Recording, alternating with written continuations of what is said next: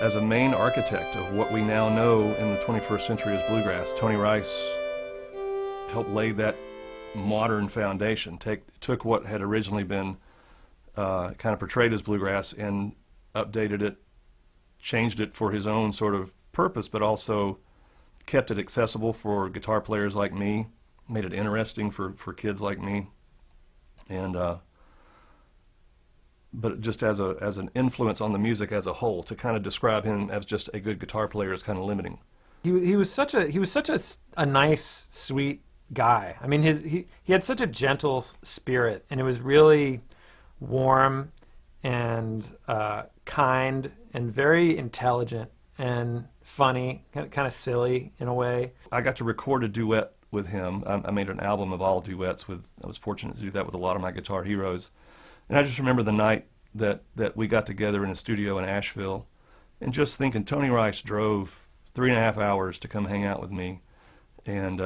we got to play some tunes, and I'm literally just sitting right across, from him,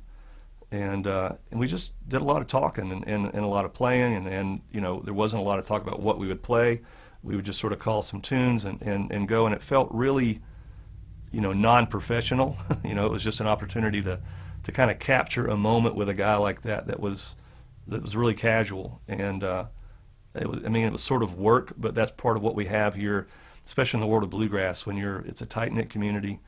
and work will oftentimes feel like just hanging out and having fun, and that's what that night was for me. And again, with Tony, it's just there's this soul within the world of fairly simplistic acoustic music, this real sort of adherence and resonance with the soul of what's going on, and the soul of what's going on in an ensemble, and how to not just support people with good timing and the right chords in the right spot, but a heavy vibe and an energy that makes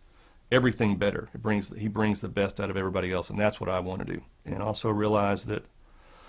as he had been out of touch with a lot of folks for the last few years, just made me that much more grateful for the time that I did have with him,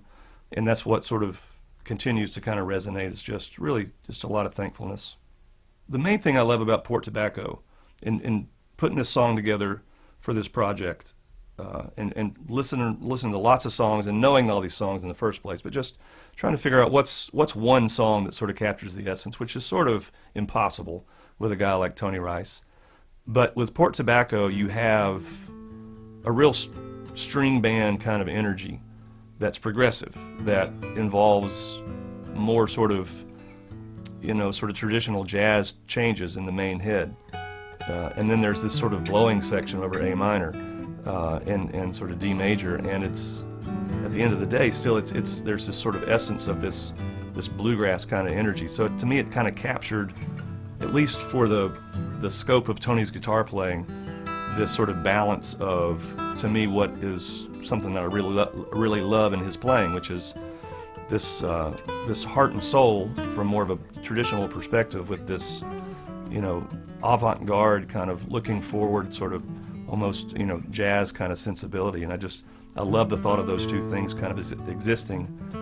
together, and this tune seems to do that.